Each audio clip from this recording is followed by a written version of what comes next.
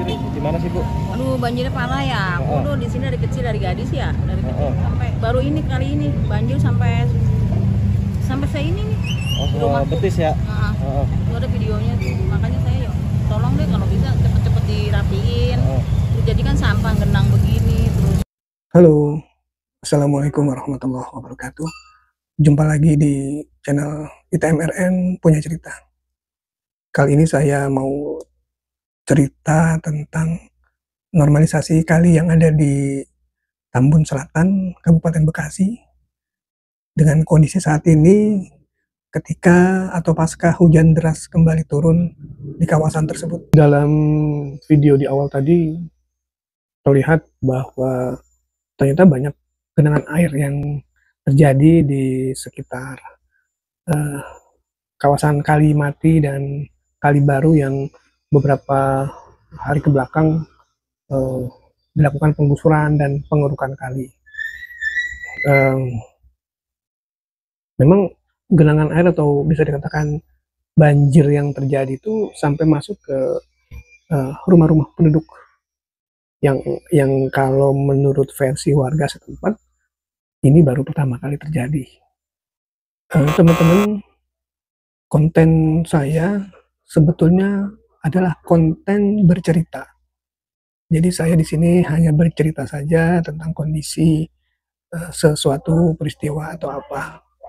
Ya silahkan memberi tanggapan positif, bagus atau negatif silahkan. Oke, kembali ke topik di konten ini.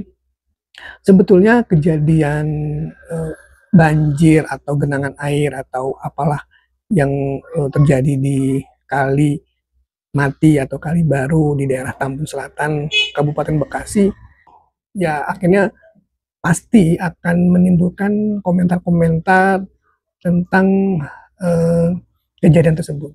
Kenapa? Karena pada saat proyek penggusuran atau apa istilah kebijakan dari Pemda Jawa Barat, KDM khususnya atau Bupati Bekasi lebih spesifik lagi terkait normalisasi kali, penggusuran bangunan liar, itu terkesan tidak berdampak apa-apa. Karena kalau menurut orang awam melihat atau menurut orang yang menjadi lawan politik atau apalah yang tidak suka dengan kebijakan dari KDM akan berpikir tidak ada dampak apa-apa. Ngapain digusur-gusur? Tidak ada dampak apa-apa, malah justru jadi banjir yang awalnya tidak pernah banjir jadi banjir.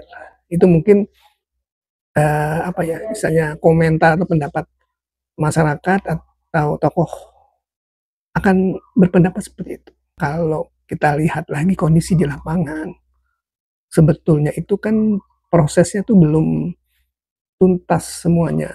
Jadi normalisasi itu belum sepenuhnya selesai. Kali yang dikeruk atau kali yang dinormalisasi itu kan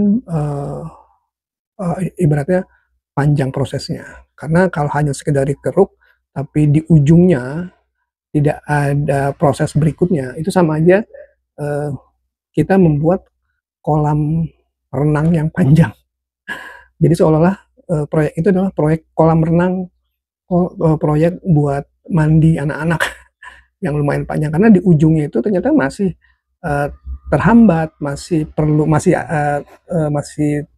terjadi penumpukan sampah atau sedimentasi tanah, lumpur, dan lain-lain. Itu proyeknya masih, ya kalau bisa dikatakan masih lama lah, karena ada perempatan atau pertigaan yang harus ngebongkar atau membuat jembatan baru. Iya, karena di ujung kali ada jembatan di sebuah perempatan yang ketinggian jembatan itu atau permukaan air itu setara dengan jalan. Jadi percuma juga kalau sisi kali yang dilebarin, dikeruk, tapi kalau di ujung sananya masih tersekat gitu, masih ada penghambatnya.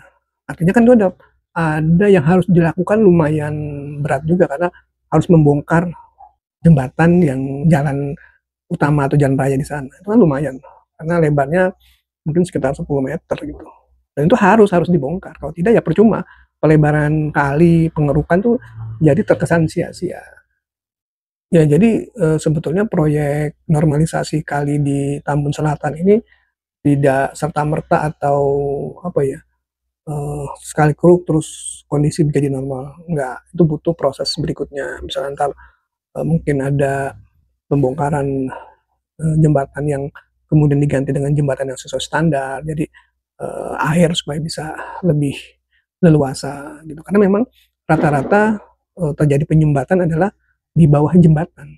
Karena memang masyarakat kita tuh kalau bikin jembatan justru mempersempit apa ya istilahnya lebarnya sungai atau lebar kali gitu. Mungkin mereka untuk fondasi, mereka malas bikin tiang atau apa, atau strukturnya yang memang kalau tidak dekat atau tidak sempit kurang kuat seperti itu. Ini memang jadi problematika juga sih dalam proses normalisasi kali ini, karena memang banyak itu jembatan-jembatan yang dibangun secara mandiri oleh warga setempat ataupun dari Pemda.